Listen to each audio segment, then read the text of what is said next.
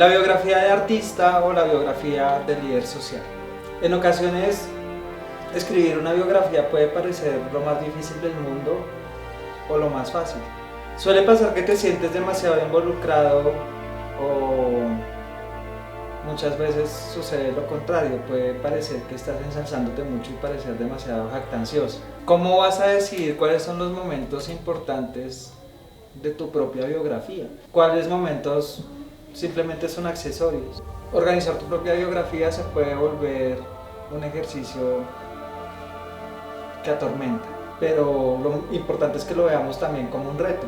Voy a enseñarte una técnica para hacer una biografía veraz y sencilla, que la gente quede totalmente atrapada en el momento que la lea. Esta biografía va a abrirte puertas en tu camino profesional y va a persuadir a tu audiencia. Esto logrará que tengas mayor visibilidad. ¿Por qué necesitamos tener nuestra propia biografía escrita? Dentro de la industria de las artes escénicas y las artes plásticas y en los liderazgos sociales, tener una biografía se hace indispensable. Esta biografía siempre debe estar en tu portafolio y en tu sitio web. Además, una vez que empieces a participar en charlas, en exposiciones, va a ser una herramienta fundamental para la estrategia de comunicaciones de tu marca. Tu biografía va a estar en los cabezotes de las galerías, va a estar en los portafolios, va a estar en los catálogos, va a estar en los programas de mano y va a servir también para hacer ruedas de prensa. Aunque quisieras organizar tu biografía para eventos muy concretos, es buena idea tener un texto versátil que puedas utilizar como una especie de comodín e irlo acomodando al igual que el statement. Tu biografía va a ser básica para presentarte en cualquier convocatoria. Es una de las primeras cosas que va a leer tu cliente en el momento de adquirir tus servicios. ¿Cuál es la diferencia entre una biografía o un currículum vitae y un artist statement? Ser artista o líder social en estos momentos de la historia se vuelve un reto enorme. A medida que el arte crece, existe una sofisticación y hace que cada vez exijan mayores profesionales y personas más heroicas. En cuanto al liderazgo, por ejemplo, las fake news y las campañas de desprestigio están a la orden del día. Por lo tanto, tienes que mantenerte contundente en el momento de expresar tu historia de vida.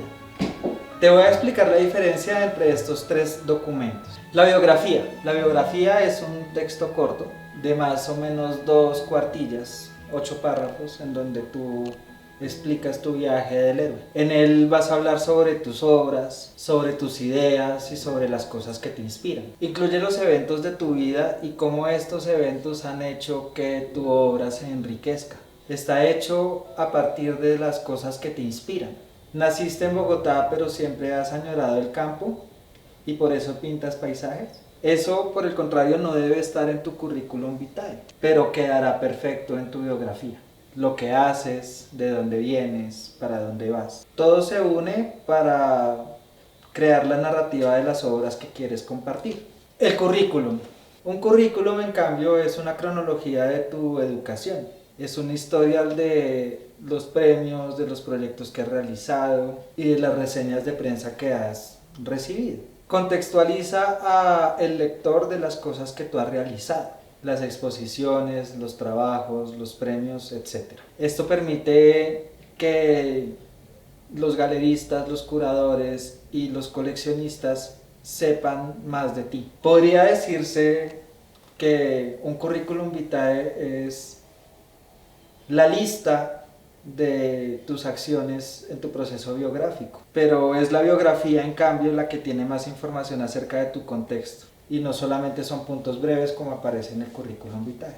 Es mejor hablar sobre tus procesos de liderazgo, es mejor hablar sobre tus procesos artísticos, que contar anécdotas muy personales. Sin embargo, siempre hay que sopesar en una balanza para mantener una estructura narrativa que enganche.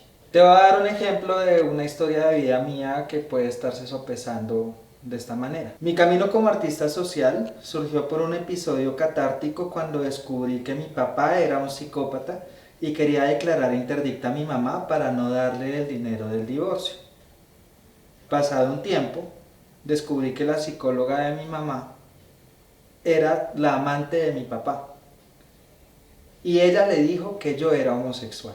La declaración de artista o artist statement se parece muchísimo a tu biografía, así como vimos en el primer video de esta serie de talleres. Suele ser la primera comunicación entre el artista y su público y se utilizará cuando vayas a competencias, cuando te presentes en convocatorias, cuando quieras vender tu obra. Generalmente el artist statement se presenta junto a tus piezas en la galería. Esto le brinda una naturaleza medianamente flexible. Puede que tengas que escribir varios statement dependiendo de las disciplinas que tú manejes. Sin embargo, la biografía del artista siempre se mantiene de una manera más o menos igual. Lo único que te aconsejo es que a medida que vayas avanzando en tu carrera profesional vayas agregando los nuevos logros a tu biografía. Lo más importante es que siempre al escribir tu biografía hables en tercera persona. Definir tu biografía. No importa qué edad tengas, tú has llevado una vida con altibajos y tu vida siempre va a ser interesante para el otro. Sin embargo, tu biografía no tiene que ser mayor a 8 párrafos. Para algunas presentaciones tiene que ser simplemente de 4 párrafos. Por ese motivo debes reducir tu biografía solamente teniendo en cuenta los puntos clave. Muéstrale al lector en qué punto estás, qué puntos has hecho y hacia dónde quieres llegar como artista o líder social. La mejor manera es entender tu viaje del héroe desde tu profesión. Con solo responder algunas preguntas claves sobre ti mismo, puedes descubrir cuáles fueron esos momentos clave que tuvieron mayor impacto en tu vida como artista. Vamos a hacer el siguiente ejercicio. Vamos a dibujar en una hoja blanca una línea de tiempo en donde vamos a poner los momentos más importantes que han pasado en nuestra vida, tanto profesionales como personales. Una vez que tengas estos puntos, trata de resumir lo más que puedas y priorizar los esenciales para redactar tu biografía. Esto va a hacer que la narrativa resulte enfocada y que resulte clara. ¿Qué buscan en tu biografía los museos? ¿Qué buscan en tu biografía los líderes sociales? ¿O qué es lo que buscan las galerías? Definitivamente no existe una receta. Sin embargo, hay unos requerimientos técnicos con los que yo te puedo acompañar en este ejercicio. El primero es la longitud correcta. Ya es bien sabido que tiene que tener máximo 2 cuartillas, es decir, entre unas 600 y unas 1200 palabras. Es decir, puede ser una biografía corta entre 1 y 2 páginas. Segundo, que esté escrita en tercera persona. Es muy importante que esta biografía esté escrita en tercera persona porque va a ayudarte en las oficinas de comunicaciones y va a darle mayor estatus a la biografía. Cuando hagas el statement, hazlo en primera o en tercera, no hay ningún problema, pero la biografía sí es necesario que la hagas en tercera persona. Esta biografía debe poderse imprimir en un catálogo, debe poderse imprimir en un libro sin ningún problema, por lo tanto si está en tercera persona es mucho más fácil porque vas a estar compartiendo con otros artistas. Tercero, que sea interesante y accesible. Volvemos otra vez al tema de hacerte entender por todos. Si en el momento de escribir tu biografía utilizas un lenguaje muy ornamental o muy barroco, las personas que te van a leer nuevamente van a sentir que eres muy inteligente, pero asimismo vas a crear unas barreras de acceso con las personas que no te entenderán. Entonces es muy importante que seas lo más claro posible. Cuarto, coherencia y cohesión. Cuando termines de escribirla, léela en voz alta por lo menos 3 veces para buscar los errores de puntuación. Pídele a 5 amigos tuyos o familiares que la lean en voz alta junto a ti. Es muy importante que busquemos la conexión entre tu obra y tu historia de vida. Haznos ver cuáles son tus influencias artísticas, cuál es tu recorrido. No necesitamos una copia al carbón de tu currículum. Solamente queremos saber quién eres y por qué haces tu arte. Mencionar a tus referentes también te puede ayudar a que sea más legítima tu obra. Sexto, esto es muy importante y es lo que todo el mundo tiende a hacer. Te recomiendo que no exageres. Los profesionales del arte y los líderes saben cuándo tú estás metiendo mentiras. Y a nadie le impresionan los artistas fantoches y pedantes. Tampoco nos interesa escuchar a las personas que se autoproclaman ser los mejores. El ego es bueno tenerlo, pero cuando vamos a hablar en público es mejor tenerlo entre el closet. 7. Intenta no juzgar tu obra por nosotros. La biografía debe hablar a través de tu trabajo. Debe hablar sobre tu viaje, sobre tus influencias, sobre tus temas. Pero ponerle palabras como visionario, o prolífico, o genio, o virtuoso, no nos va a ayudar mucho porque eso se ve en la obra. Y antes, por lo contrario, va a hacer que suenes como un pedante. 8. Limítate a escribir únicamente los mejores logros que has tenido. En muchas biografías las personas ponen una lista interminable de convocatorias que han ganado. Escoge solo 5, las más importantes, las que cambiaron e hicieron un hito real en tu carrera. No canses al lector con muchos detalles, porque cuando termine el lector de leer tu biografía no va a tener tiempo para ver tu obra. 9. Déjalos con ganas. Tu biografía debe tener suficiente información para que sepamos quién eres, pero no es necesario darlo todo. Nos debe dejar con ganas de querer ver más de ti, y ahí es cuando entra tu obra. 10. Mantener, actualizar y aumentar.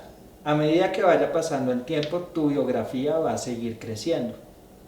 Por lo tanto, los logros que tenías hace 3 años puede que no sean importantes dentro de 5 años. Por eso es muy importante mantener actualizada la biografía. Cada vez que te ganes una convocatoria, que es más importante que las 5 que tenías anteriormente, anéxala y borra una. Ningún artista se repite una y otra vez. Por lo tanto, tu biografía tiene que ser reflejo de eso. Bueno, mi nombre es Andrea Guía. Yo soy docente en una universidad pública y también ejerzo en la parte de las artes como performer. Voy a contar un poco qué sucedió durante la pandemia el año pasado y qué va a continuar sucediendo, pues según lo que se ha empezado a ver de inicios de este año en mi labor de la docencia, que creo que es la parte que primero me interesa relatar. Lo que todos conocemos es que la parte de la educación ha sido virtual desde inicios de marzo del año pasado, del 2020, y en las universidades públicas continúa siendo virtual. Esto ha generado un cambio de concepción en los procesos de seguimiento a los estudiantes. Digamos que cómo confluye allá en este punto mi área de creación, que es la performance, y es a través del lenguaje que tiene la cámara. Entonces hay algo que potencia de alguna forma, y es algo contradictorio, la virtualidad, y es lo que genera la imagen propia a través de la cámara. Decidí desde el inicio mirar las diversas plataformas para poder activar estos espacios académicos desde la virtualidad, y me quedé con uno que podía soportar activar todas las cámaras de los estudiantes de manera simultánea, porque me parece que la parte de la gestualidad y la corporalidad en un espacio físico tiene que traducirse de alguna forma en el espacio virtual, porque el componente de la gestualidad, del gesto corporal, crea unos lazos y una apropiación en los procesos de creación y en los procesos también de autoafirmación en la educación, que son muy importantes, no son secundarios.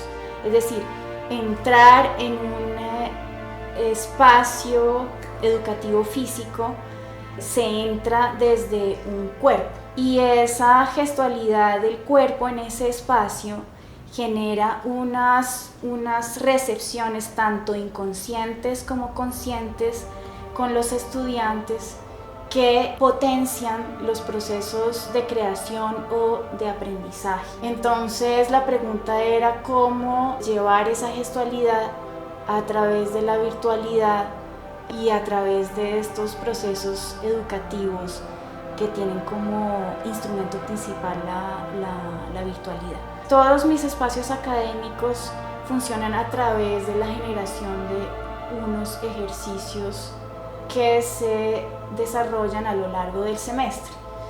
Y esos ejercicios lo que tienen como objetivo es básicamente potenciar de manera autónoma los procesos de los estudiantes, porque creo que la labor del docente es precisamente empoderar y llevar al estudiante a crear un proceso desde la autonomía. El docente no es un soporte, sino un catalizador, digamos, de esos procesos. Tiene que tener claro esos puntos de catálisis para poder potenciar ese proceso y esa autonomía desde la interacción con ese sujeto, que es un sujeto con una relación horizontal. Lo que generó la virtualidad fue que me empecé a dar cuenta que a través de la imagen, de que los estudiantes se miraran, a través de la imagen que producía la activación de la cámara, se creaban o aparecían unos procesos muy profundos en donde primero se aceptaba la imagen, ¿sí?, que el sujeto tiene frente a la cámara, y esa imagen está relacionada con la corporalidad. Entonces me di cuenta que habían, digamos, en esa imagen que se proyectaba a través de la cámara, algunos sujetos y sujetas, sujetes que no tenían apropiada esa imagen, y que de alguna forma esa imagen les producía en ciertas instancias de su vida un rechazo. Estos procesos que tenían como punto de partida, como los ejercicios de los que estoy hablando, generaban precisamente un proceso en el que era muy importante aceptar esa imagen frente a la cámara, que es la misma imagen que uno proyecta cuando uno sale al espacio público o cuando uno está en un espacio privado. Esa proyección de la imagen es muy importante, porque la forma en que yo estoy vestida, la forma en que yo me dirijo al otro, la forma en que yo hablo, el tono de voz, cómo yo miro al otro, cómo yo proyecto mi mirada, cómo yo proyecto mi cuerpo, también genera procesos de empoderamiento tanto personal como después, si soy líder o lideresa, procesos comunitarios.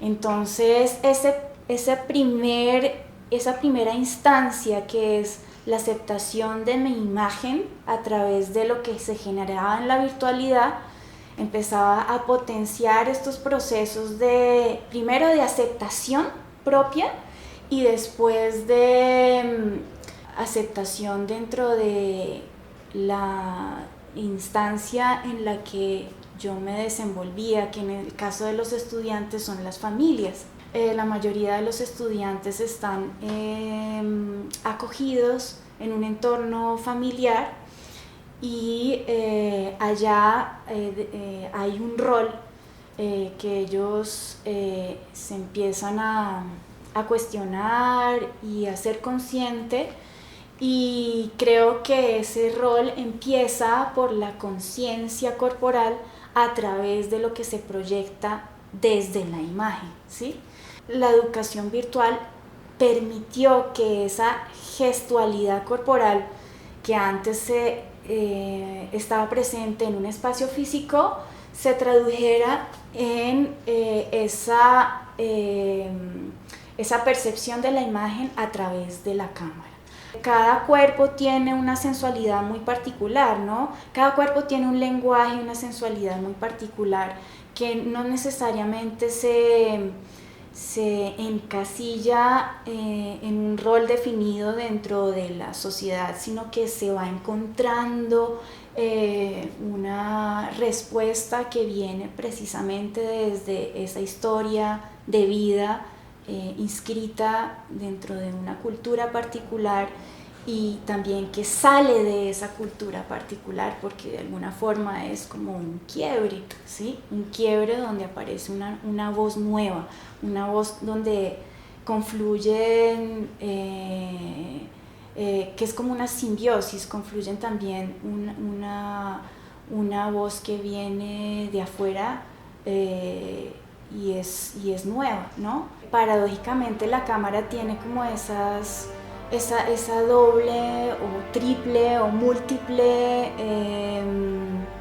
ojo, ¿sí? Ese múltiple ojo, la cámara es un ojo, la función de la cámara es un ojo. De todas formas, no sé si haya mayor libertad, ese es el punto, pero si hay un lenguaje a través de la cámara que está circunscrito en el ojo, y para mí el ojo es también está ligado con la sexualidad, ¿sí? Para mí la cámara es el ojo, pero el ojo es también ese ojo que nos relata Bataille, que hace parte de la historia del ojo. ¿Qué es el ojo en la historia del ojo? ¿Sí? Sino la sexualidad, los orificios, las entradas, salidas, el rompimiento de la moralidad, de los parámetros morales. La sexualidad, cuando se vive a plenitud, es algo muy es algo que rompe con los parámetros morales, ¿sí? No estoy diciendo éticos, con los parámetros morales, y ahí se puede también tejer con ese llamado de afuera, que lo que hace es empoderar a ese sujeto para que desde esa necesidad interior pueda expresar lo que tiene que expresar frente al ojo, ¿sí? ¿Qué es la sexualidad? ¿Sí? Igual no hay que idealizar todo este tiempo de la pandemia, y todavía sigue siendo un tiempo con unas implicaciones muy fuertes, ¿sí? Yo no entiendo todavía las restricciones que hubo desde el inicio, tan fuertes, que repercutieron en las relaciones sociales, en la economía, que nos han llevado a todos a una crisis, ¿sí? La crisis hay que exponerla y hay que vivirla, porque sí hay una crisis, ¿sí? Entonces, digamos que los procesos de creación, en mi caso, los procesos de creación han sido, desde que inicié en este camino, procesos muy íntimos, y entonces esa instancia pública a veces no aparece, ¿sí? Entonces lo que generó la pandemia, desde mi experiencia, es que esos procesos de creación que confluían con la intimidad empezaron a tener una pregunta, y es: ¿cómo estoy viviendo la intimidad en la pandemia? ¿Sí?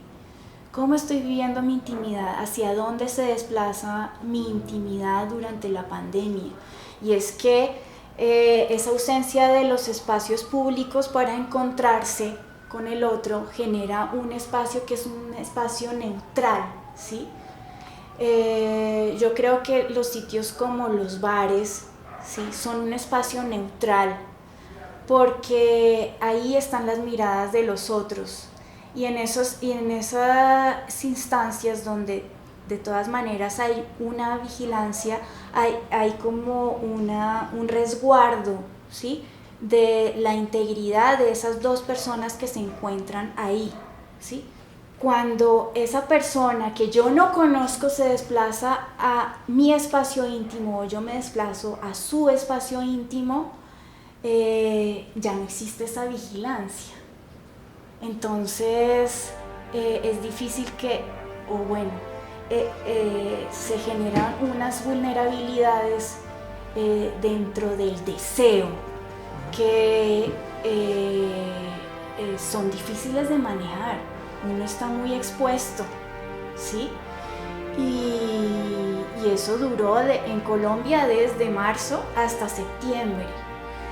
Entonces yo creo que dentro de la comunidad LGBTI, pero pues creo que pues es una suposición, es que esas relaciones íntimas dentro de los espacios privados a veces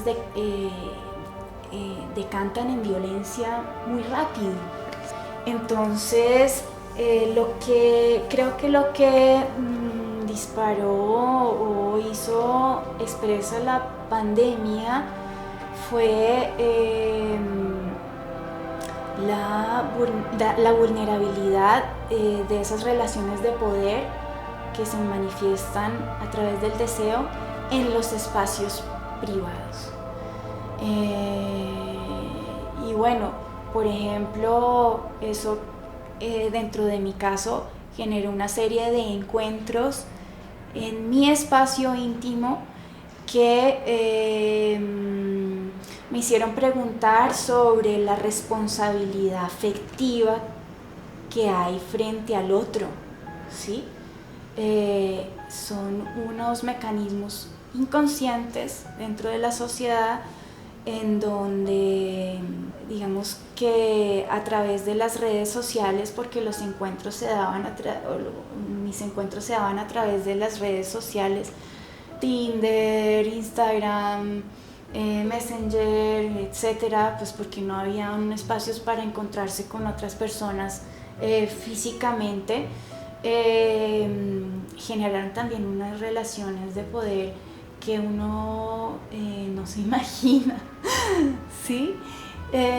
Y era o sigue siendo una instancia interesante y también difícil de resolver, porque creo que en estos momentos, y eso no es producto de la pandemia, sino que lo ha acentuado, la responsabilidad afectiva frente al otro no se da, ¿sí?